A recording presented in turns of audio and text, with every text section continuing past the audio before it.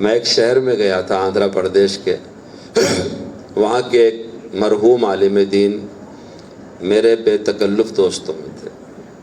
جیسے آپ نے یہاں مولانا عبد المجید صاحب کو دیکھا، ان کی میری بڑی پرانی دوستی ہے، تو دوستوں کو برداشت بھی کرنا پڑتا ہے۔ میں بہت عجلت میں گیا تھا وہاں، انہوں نے مجھے پکڑ لیا کہ تم مغرب بعد بیان کر کے جاؤ۔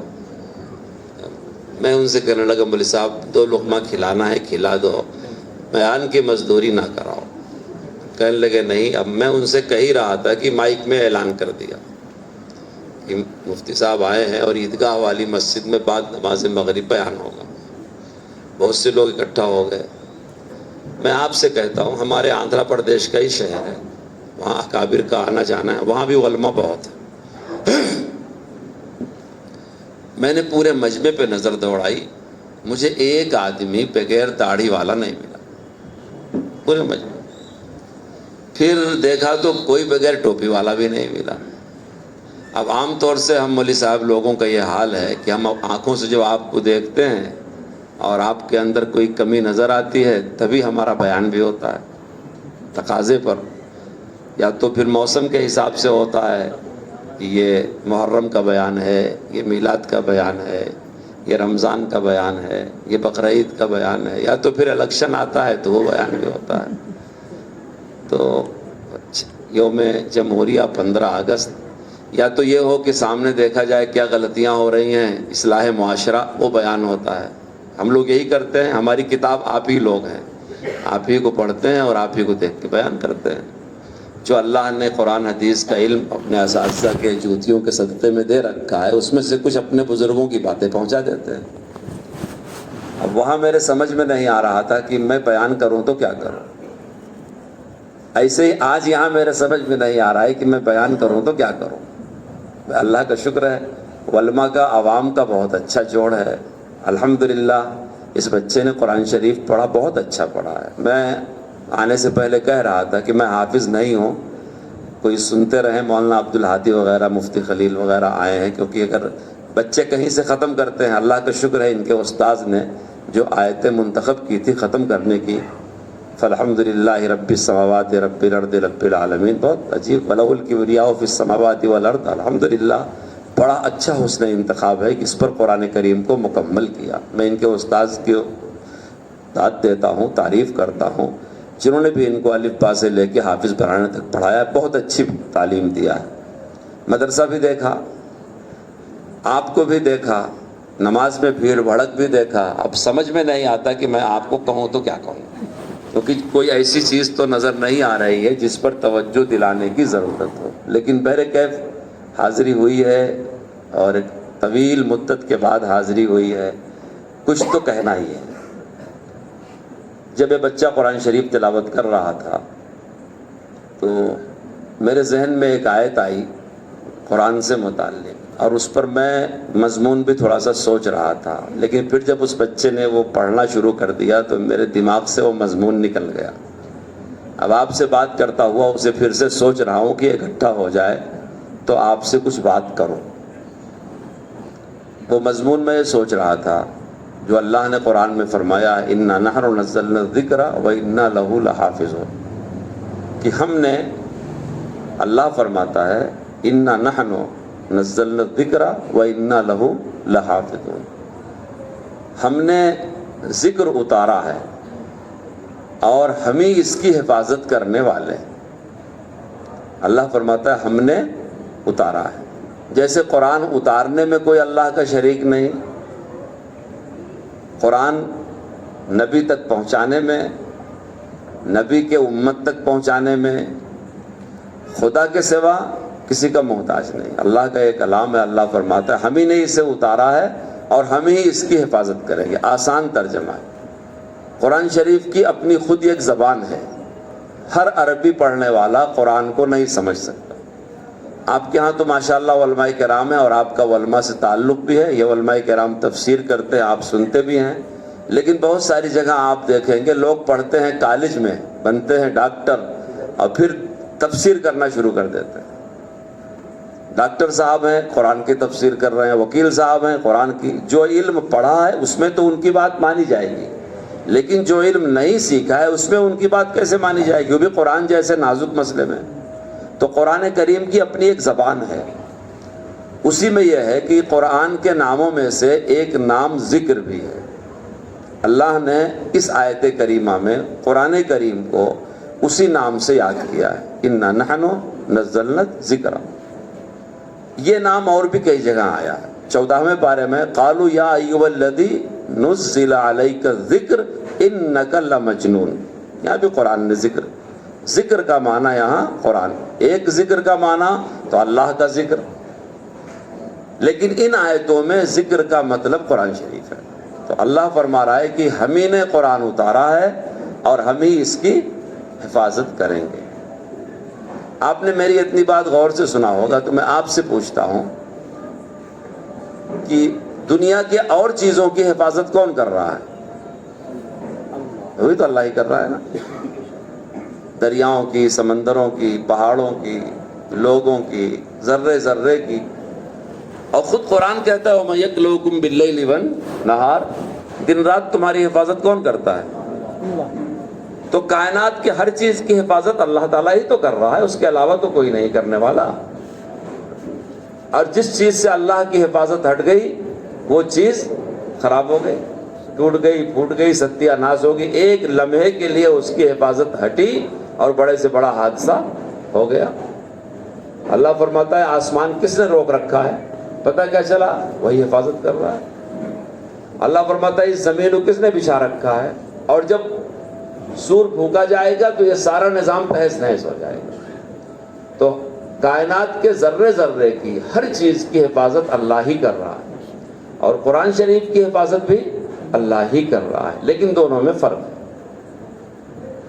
فرق یہ ہے کہ اس کائنات میں دخل دینے سے اللہ نے کسی کو روکا نہیں ہے۔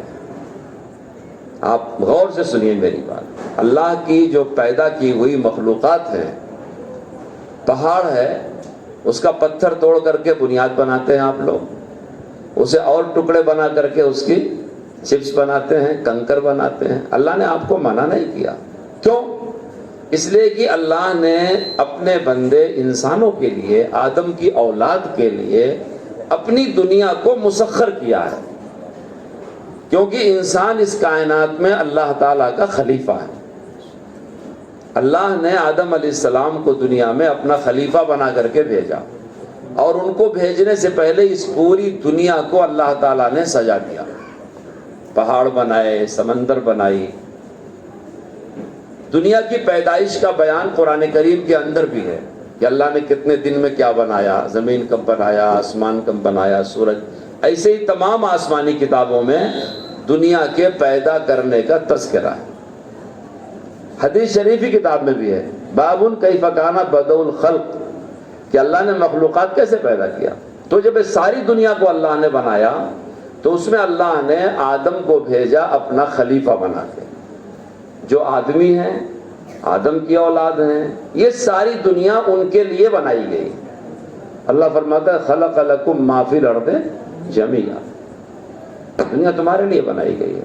میں کہا کرتا ہوں کہ ساری دنیا تمہارے لیے اللہ نے بنائی ہے، چورا کے کھانے کے لیے نہیں، کما کے کھانے کے لیے۔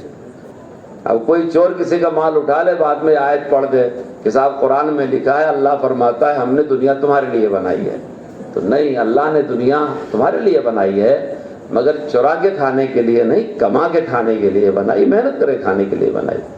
تو اس پوری دنیا میں دخل دینے سے، تصرف کرنے سے اللہ نے انسان کو روکا نہیں ہے۔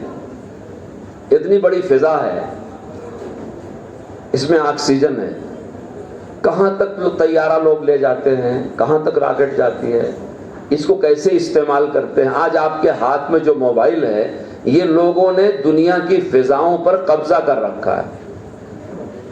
آج سے پہلے اگر کوئی یہ سوچتا کہ میں یہاں رہ کر کے اتنے ہزار میل دور بات کروں گا، اور کوئی کسی سے کہتا تو وہ اس کو انکار کر دیتا، کہتا تو جھوٹ بول رہا ہے، ہو ہی نہیں سکتا۔ آج آپ دیکھ لیں، آن کی آن میں دنیا کی اس کنارے اس کنارے تک بات ہوتا ہے۔ ایک عام آدمی سے پوچھو بھائی کیوں نہیں فون ہو پا رہا ہے، بات صاف کیوں نہیں، کہا ٹاور صاف نہیں ہے۔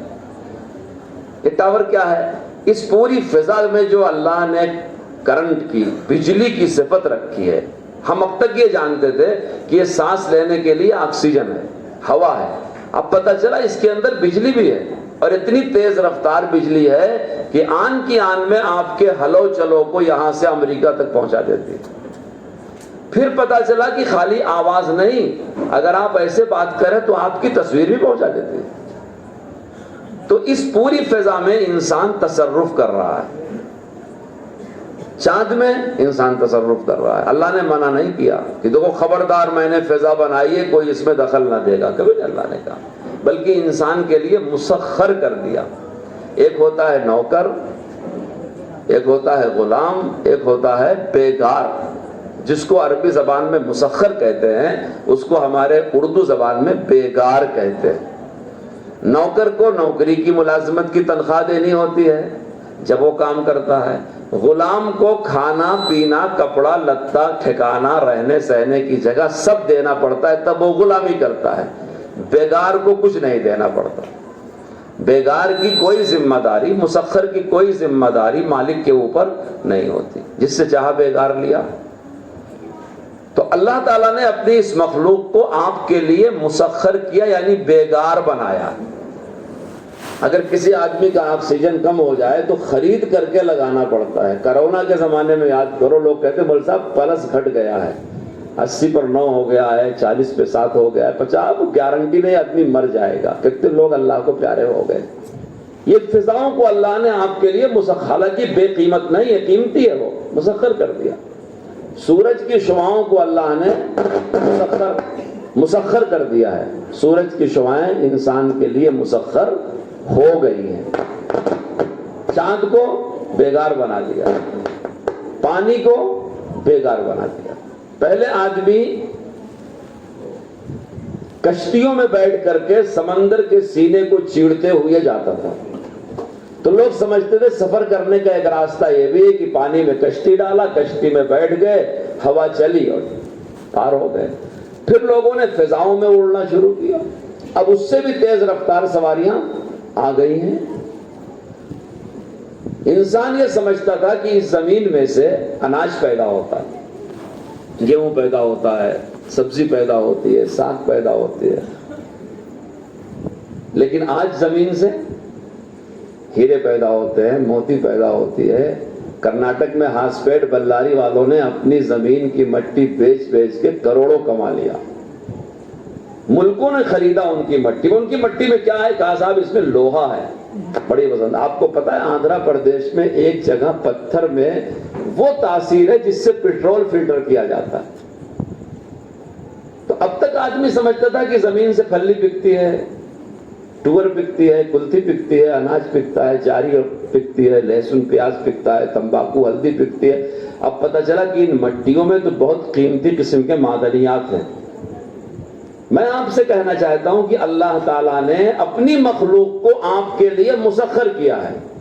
پانی کبھی اشترائک نہیں کرتا کہ آپ لوگ مجھے نہ پئیں، صاحب گرم کر کے پیتے ہیں، اب پورے پانی کی اشترائک ہے کہ آپ ہم کو گرم کرنا چھوڑ دیں، کبھی کرتے ہیں۔ ہوائیں کبھی اشترائک کرتی ہیں، سورج کی شعائیں کبھی اشترائک کرتی ہیں، چاند کی ٹھنڈی میٹھی حسین خوبصورت سکون بخش چاندنی کبھی اشترائک کرتی ہے کہ صاحب میں آپ پر نہیں پڑوں گی۔ یہ درختوں کے پتے آپ مسواک توڑنے جائیں کبھی اسٹرائک کرتے ہیں۔ کیوں؟ اللہ نے انسان کے لیے اپنی بنائی ہوئی ساری کائنات کو بیگار بنا دیا، مسخر کر دیا۔ یہ سب تمہارے لیے مسخر ہے، جو چاہو کرو، اس سے راحت حاصل کرو، اس سے راحت پہنچاؤ، اپنے لیے بھی بھلائی کا کام کرو، دوسروں کے بھی کام ہو۔ آج سائنس کی ترقی سے دنیا کو کتنی راحت مل رہی ہے، آپ اندازہ لگاؤ۔ سفر جلدی ہو رہا ہے، کمائی زیادہ ہو رہی ہے، راحت کے مکانات بن رہے ہیں، راحت کی چیزیں۔ اگر یہ دوائیں ایجاد نہ ہوتی تو لوگ کیسے کیسے تکلیف سے مرتے۔ ہمارے ایک دوست کے بیوی کے دماغ کی ایک رگ خون سے بھر گئی تھی، پتہ چل رہا تھا کہ ہندوستان میں اس کا علاج ہی نہیں۔ پھر ایک ڈاکٹر صاحب نے بتایا کہ نہیں، حیدرآباد میں ایک اسپتال میں علاج ہے۔ وہ کیا کرتے ہیں، کہیں رگ سے ڈال کر کے باریک سا ایک سوت جیسا دماغ کی اس رگ کو کھول کر کے خون کو ڈیجیٹل کر کے صاف کر کے تحلیل کر کے اس کے اندر اسٹنٹ ڈال دیتے ہیں۔ چند گھنٹے میں ہوا. کہنے لگے جیسے عمر گھٹ گئی ہو. 50-60 سال کے آدمی کا دماغ کہیں خون کی رگ جم گیا تھا, اسے صاف کر کے اسٹنٹ ڈال دیا اتنی باریک رگ میں جیسے کہ عمر کم ہو گئی, جوان ہو گئے ہوں. اگر یہ ایجادات نہ ہوتی, یہ راحت کی چیزیں نہ ہوتی, تو کتنا مجاہدہ انسان پہ ہوتا. اللہ نے مکمل اجازت دے رکھی ہے کہ زمین کو چیڑو پھاڑو, چاہے غلہ اس میں سے نکالو, چاہے اس کی مٹیوں سے چیزیں نکالو, فضاؤں میں کمن ڈالو, پانی میں جو چاہو کرو. اللہ نے یہ ساری مخلوق آپ کے لیے مسخر کیا ہے, چونکہ آپ اللہ کے خلیفہ, آدم کی اولاد, مخلوق کے سردار ہیں. لیکن اللہ تعالیٰ نے ایک چیز میں آپ کو مجبور کیا ہے, ایک چیز میں, کہ آپ یہاں دخل نہیں دے سکتے نا. ہماری سب چیز کی ہم ہی حفاظت کرتے ہیں. پہاڑ کو آپ نے توڑ کر کے باریک بالو بنا کر کے مسالے میں استعمال کر لیا. اللہ تعالیٰ نے کبھی آپ سے نہیں کہا کہ آپ گنہگار ہو گئے. کیوں؟ پہاڑ ہے ہی اسی لیے, چاہو بڑا پتھر استعمال کرو, چاہو چھوٹا پتھر, جو چاہو کرو. پانی ہے اسی لیے, 10 مرتبہ فلٹر کرو, کیمیکل ملاؤ, DTS چیک کرو, جو نالی میں بہاؤ, نہاؤ, جو چاہو کرو, شربت بناؤ, چائے بناؤ. کبھی اللہ تعالیٰ نے نہیں کہا کہ صاحب جو پانی گرم کریں گے گنہگار ہو جائیں گے, جو چائے بنائیں گے 70 گناہ لکھا جائے گا, جو شربت بنائیں گے روئے افزا ملائیں گے تو بڑا ثواب. ایسا کچھ بھی نہیں. اللہ نے پھل پھلاری اناج پیدا کیے, جیسے چاہو کھاؤ, کچا کھاؤ, پکا کھاؤ, کاٹ کے کھاؤ, کوئی نہیں. رکھ کر کے 3 سال کے بعد نکال کے کھاؤ, سکھا کے کھاؤ, کچھ نہیں. کیوں؟ اللہ نے تمہارے لیے اپنی ان مخلوقات کو مسخر کر دیا, لیکن تم کو اپنے لیے مکلف کر دیا. اسی لیے جتنی بھی شریعت ہے, نماز کس پر فرض ہے؟ عاقل بالغ مکلف. ایمان کون لائے گا؟ مکلف. روزہ کون رکھے گا؟ عاقل بالغ مکلف. حج کون کرے گا؟ عاقل بالغ. یہ جو لفظ مکلف ہے, کائنات تمہارے لیے میسر ہے, یعنی اللہ نے مسخر کر دیا. یہ دنیا مسخر ہے, لیکن تم اگر انسان ہو تو اپنے اللہ کے لیے مکلف ہو کہ اس نے جیسا تم کو دین دیا. یہ دین آدم علیہ السلام سے چلا. اس وقت دنیا کی عمر شروعات کی تھی, چھوٹی تھی عمر. جیسے مولانا الیاس صاحب رحمۃ اللہ علیہ سے ایک صاحب نے سوال کیا کہ مولانا آپ کہتے ہیں دین نہیں بدلے گا, قرآن نہیں بدلے گا, اسی شریعت کو ماننا ہے, یہی نمازیں پڑھنا ہے, کیوں نہیں بدلے گا؟ تو بہت ساری باتیں مثالوں سے سمجھ میں آتی ہیں. تو حضرت نے ان سے پوچھا کہ جب آپ چھوٹے تھے تو آپ کے ابا آپ کے لیے کپڑا سلاتے تھے, کتنا بڑا؟ تو بتایا چھوٹا. آپ سمجھ لو آپ کا بچہ اگر 1 مہینے کا ہے تو آپ کتنا بڑا کپڑا سلائیں گے؟ اس کے فراغت کے لیے پارٹی کتنی بڑی لائیں گے؟ اس کے کھانے کے لیے دودھ اور چیزیں کیسی لائیں گے؟ بھائی 1 مہینے کے بچے کو کباب تو نہیں کھلائیں گے نا. اس کے کھیلنے کا, اچھا بچہ اگر 5 سال کا ہو گیا اس حساب سے لائیں گے, 10 سال کا ہو گیا اس حساب سے لائیں گے. ٹیلر بچوں پر غصہ ہوتا جاتا ہے. بعض بچے پڑھتے ہوئے مدرسے میں ایسے لمبے ہوتے ہیں, شوال میں آتے ہیں تو سب کپڑے صحیح, اور شعبان پہنچتے پہنچتے پورے کپڑے چھوٹے ہو جاتے ہیں. کھجور کے درخت جیسے بچے لمبے ہوتے چلے جاتے ہیں. اب سب کپڑا چھوٹا ہو گیا, صاحب ٹوپی بھی چھوٹی ہو گئی, جبہ بھی چھوٹا ہو گیا. لیکن یہی آدمی جب 20, 22, 25 سال کی عمر کا ہو جاتا ہے تو پھر اس کا ماپ پرماننٹ ہو جاتا ہے. آپ میں سے کتنے لوگ ہیں جن کی ٹوپی کا ناپ ہر سال بڑھتا ہے؟ بڑھتا ہے بھائی. اور بچے کا ہر سال بڑھتا ہے. 5 سال کا تھا تو ٹوپی کا سائز الگ, 10 سال کا تھا تو الگ. یہی حال مولانا الیاس صاحب نے اس کو سمجھایا کہ دیکھو جب یہ دنیا پیدا ہوئی تھی اور اس دنیا میں پہلا انسان آدم علیہ السلام اللہ نے بھیجا, وہ اللہ کے نبی بھی تھے, اللہ کے خلیفہ بھی تھے, سارے انسانوں کے باپ تھے. تو اس وقت دنیا شروع حصے میں تھی. وہاں سے لے کے ابراہیم علیہ السلام, نوح علیہ السلام کا زمانہ بڑھتا گیا. تو اس ٹائم کے حساب سے اللہ تعالیٰ ان کے اوپر کتابیں بھی اتارتا گیا, ان کو طریقہ بتایا گیا.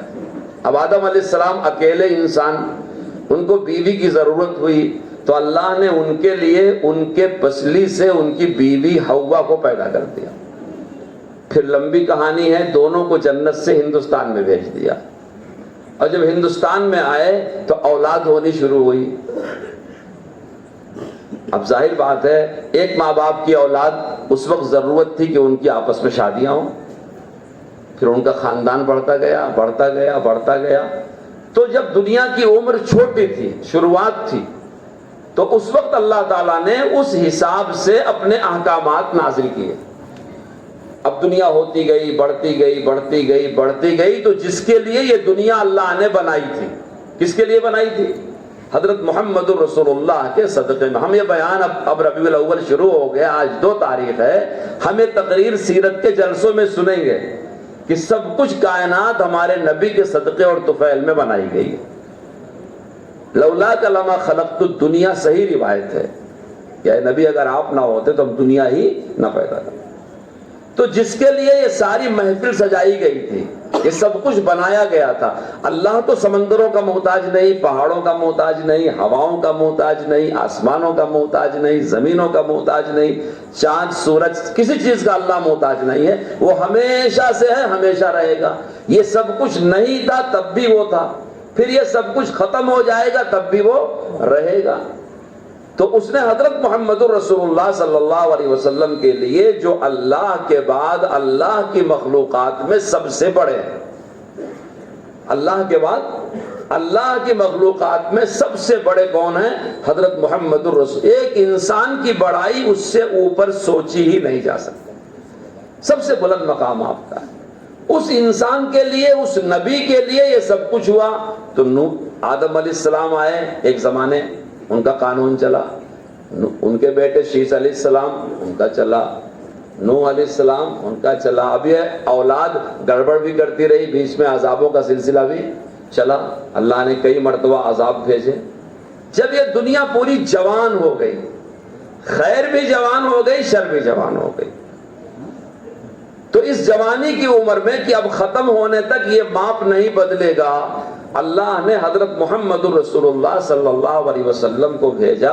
اب یہ لباس جو شریعت محمدیہ کا دنیا کو دیا گیا ہے، یہ لباس قیامت تک نہیں بدلے گا۔ کسی نے پوچھا کہ موسیٰ علیہ السلام بھی نبی، عیسیٰ علیہ السلام بھی نبی، دونوں اللہ کے نبی ہیں، جب وہ برحق نبی ہیں تو ان کی بات مانی کیوں نہیں جائے گی؟ ایک ولی صاحب نے سمجھایا کہ آپ جب صبح کو فجر کی نماز میں اپنی مسجد جاتے ہیں، اب تو بجلی کا انتظام ہو گیا، پہلے بڈھے لوگ لالٹین لے کے جاتے تھے، اس کے بعد ٹارچ آ گئی، ٹارچ لے کے جاتے ہیں۔ اب ایک آدمی فجر کی نماز میں ٹارچ لے کر کے اپنی مسجد گیا، لالٹین لے کے مسجد گیا، فجر پڑھا، بیٹھا رہا، اشراق پڑھا، دعا کیا۔ اب اگر واپس آتے ہوئے ٹارچ چلا کر کے آئے گا تو لوگ کیا بولیں گے؟ مسجد سے گھر تک 10 لوگ تو اشارہ کریں گے۔ کیوں بھائی؟ کیا ٹارچ کا مالک نہیں ہے وہ؟ کیا ٹارچ میں روشنی نہیں ہے؟ کیا لالٹین میں روشنی نہیں ہے؟ کیا ہوا؟ لوگ بولیں گے نہیں، اس وقت ضرورت تھی، اب سورج نکل آیا ہے، ضرورت نہیں ہے۔ یہی حیثیت جناب رسول اللہ صلی اللہ علیہ وسلم کی ہے کہ اب آپ دنیا میں تشریف لے آئے، آپ سورج کی طرح سے ہیں، آپ کو سراج منیر سے مثال دی گئی ہے۔ ہر نبی اپنے اپنے زمانے میں برحق تھے، سچے تھے۔ مسلمان کے لیے ہر نبی کی نبوت پر ایمان لانا ضروری ہے۔ ہم ان نبیوں پر بھی ایمان لاتے ہیں جن کا نام ہم جانتے ہیں، اور ان کی نبوت پر بھی ایمان لاتے ہیں جن کا نام ہم جانتے نہیں۔ ان نبیوں کو بھی ہم نبی مانتے ہیں جن کا قرآن میں ذکر ہے، اور ان نبیوں کو بھی نبی مانتے ہیں جن کو اللہ نے قرآن میں نام لے کے ذکر نہیں کیا، اور یہ کہا کہ ہم نے ہر قوم میں نبی بھیجے ہیں۔ اب یہ دنیا اپنی جوانی کو پہنچی ہوئی ہے، اس میں قرآن آیا، اس میں محمد الرسول اللہ تشریف لائے، اس میں رسول اللہ نے اسی قرآن کو عمل کی شکل میں پیش کیا۔ مثلا قرآن شریف میں لکھا تھا کہ وضو کرو، نماز پڑھو، تو اللہ کے رسول صلی اللہ علیہ وسلم نے وضو کر کے دکھا دیا، نماز پڑھ کے دکھا دیا۔ اس میں لکھا ہوا تھا اچھے اخلاق سے جیو، اچھا اخلاق آپ نے پیش کر کے دکھا دیا۔ اس میں لکھا تھا کہ لین دین ایسے، یعنی جو قرآن تھیری ہے اس کا پریکٹیکل رسول اللہ نے کیا، صحابہ نے دیکھا اور اس کی نقل کیا۔ تو اس پوری کائنات کی ہر مخلوق کے لیے، ہر چیز کے لیے آپ ہیں، حاکم، آپ اس سے بلند ہیں، آپ پہاڑوں سے اچھے ہیں، آپ سمندروں سے اچھے ہیں، آپ چاند سے اچھے ہیں، آپ سورج سے اچھے ہیں، آپ سے کیوں؟ اس لیے کہ آپ آدم کی اولاد ہیں، اور آدم اللہ کے خلیفہ ہیں، اللہ کے چہیتے ہیں، اللہ نے اپنے ہاتھ سے بنایا، ان کے لیے اللہ نے فرشتوں سے سجدہ کرایا۔ انسان کی یہ بہت ہی بڑی ذلت ہے کہ وہ اپنے سے کم ترین مخلوق کو اپنا خدا مانے، اس کے سامنے جھکے۔ آپ کے لیے یہ پوری دنیا اللہ نے کیوں بنائی ہے؟ اسے استعمال کرو، راحت اٹھاؤ، لوگوں کو راحت پہنچاؤ، کہیں منع نہیں کیا آپ کو، لیکن ایک جگہ آپ کے اوپر اسٹے لگا دیا۔ وہ کون سی جگہ ہے؟ یہ میں کتاب دے کر کے بھیج رہا ہوں قرآن کریم، تم اس کے مکلف ہو، بس اس میں تمہاری منمانی نہیں چلے گی۔ یہ میرے نبی ہیں محمد الرسول اللہ صلی اللہ علیہ وسلم، فجر میں 2 رکعت پڑھا، عصر میں 4، ظہر میں 4، عشاء میں 4، مغرب میں 3 پڑھ دیا، اس میں نہیں چلے گی۔ اسلام میں داخل ہونے کے لیے لا الہ الا اللہ محمد الرسول اللہ پڑھتے نہیں پڑھتے ہیں؟ اذان کے آخر میں کیا کہلوایا؟ اذان کا آخری کلمہ کیا ہے؟ اگر کسی دن مؤذن صاحب پورا کلمہ پڑھ دیں کیا حال ہوگا بولو؟ انہوں نے کوئی غلطی کیا؟ بے کوئی قصور ان کا؟ یہ پورا کلمہ ہمارا دل و جان ہے، لا الہ الا اللہ محمد الرسول اللہ، یہ پورا کلمہ طیبہ ہے، یہ ہم کو جان سے زیادہ عزیز ہے، لیکن ہمارے ہی نبی نے اذان کے آخر میں آدھا کر دیا، تو اب بڑے سے بڑے مفتی صاحب اور قاری صاحب بھی اسے پورا نہیں کر سکتے۔ جو مؤذن صاحب پورا پڑھیں گے وہ اذان بھی نہیں پکار پائیں گے۔ مغرب میں پورا پڑھ کے دیکھ لیں، عشاء تک لوگ مینٹل بول کے ہٹا دیں گے۔ ایک گاؤں تھا، اس گاؤں میں ایک حافظ جی تھے، گاؤں کے سارے حافظ جی لوگ انہی حافظ جی کے شاگرد تھے، تو وہ روز اپنے گاؤں میں یہی بیان کرتے تھے کہ لوگوں جو چاہو کرو، مگر یہ اللہ کا کلام ہے، اس کے سامنے چھوٹے سمجھو، اس کا حکم مانو، جہاں قرآن کی، حدیث کی، دین کی بات آ جائے، نبی کی بات آ جائے، وہاں آگے نہ بڑھو۔ عالم لوگ جو بتاتے ہیں یہ شریعت کے ترجمان ہوتے ہیں۔ میں اپنے دوستوں سے کہتا ہوں، ہم یہ سمجھتے ہیں کہ یہ علماء، یہ ائمہ ہمارے بچوں کے استاد ہیں، تھوڑا سا نیت بڑی کر لو، یہ سمجھو کہ ہمارے بھی استاد ہیں۔ ہماری زندگی میں جو دین کی کمی ہے، ہم کسی ایک عالم سے پرسنل تعلق قائم کر لیں اور اپنی اس کمی کو دور کرتے رہیں۔ وہ حافظ صاحب، پرانے حافظ صاحب، بڑے حافظ صاحب، گاؤں کے سارے لوگ انہی کے شاگرد۔ یو پی میں ایسا بہت ہے کہ جو گاؤں والے حافظ جی ہوتے ہیں وہ وہیں رہ جاتے ہیں، اور ان کے شاگرد بڑے عالم، مفتی، قاری سب بن کر کے آگے ہو جاتے ہیں، بڑے بڑے مدرسوں میں پہنچ جاتے ہیں، لیکن گاؤں والے انہی سے مسئلہ پوچھتے ہیں۔ ہاں، وہ بتائیں گے تب مانیں گے۔ کیوں؟ پرانے حافظ صاحب ہیں، اس لیے کہ ان کے ساتھ رہتے ہیں، ان پر بھروسہ، ان سے مناسبت ہے۔ تو وہ حافظ جی روز یہ بیان کرتے تھے کہ دیکھو اللہ کا کلام ہے، زیر زبر کا بھی فرق نہیں ہو سکتا۔ ایک دن حافظ صاحب نے، گاؤں میں سب لوگ بیٹھے تھے، ایک بچہ حافظ بنا، جیسے یہ بچہ حافظ بنا تو حافظ صاحب نے کہا بیٹا قرآن میرے سامنے ختم کرو۔ اب مجمع ہوا، حافظ صاحب کے سامنے بچے نے قرآن شریف ختم کیا، تو اخیر کی سورتیں پڑھا، الم تری کیف سے، سورہ فیل سے، تو پڑھتے پڑھتے جب پہنچا تبت، کیا ہے؟ تبت یدا ابی لہب وتب، تو حافظ صاحب نے کہا نہیں، تبت یدا۔ اب سب سے بڑے حافظ صاحب بول رہے ہیں، بچے بول نہیں حضرت تبت یدا، روک دیا، دوسرے کو بلایا، وہ بولا کہ کیا پڑھا تھا؟ تب نہیں تبت یدا ہے۔ اب سب سے بڑے حافظ صاحب تبت یدا بول رہے ہیں، بچہ بول رہا ہے۔ خیر بحث ہوئی، گاؤں کے حافظ بھی اکٹھا ہو گئے، وہ حافظ صاحب بہت اللہ والے بھی تھے، صاحب کرامت بزرگ تھے، تو سب لوگوں نے کہا قرآن نکالا جائے۔ قرآن اس میں بھی لکھا ہوا تھا، بھائی وہی تو لکھا ہوا ہے نا، جا کر کے دیکھ لو، وہی لکھا ہوا ہے۔ آپ علماء سے پوچھو، پورے قرآن شریف میں وَلَضَّالِّینَ کے بعد آمین بولا جاتا ہے، لیکن آمین لکھا ہوا نہیں ہے۔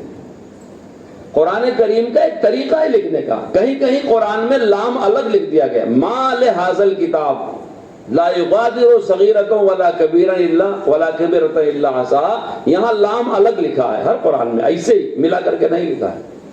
یعنی جیسا نبی کے زمانے میں لکھ دیا گیا ویسا ہی لکھا ہوا ہے، تو اس کے لکھنے کا بھی طریقہ ہے، اسے رسم الخط کہتے ہیں۔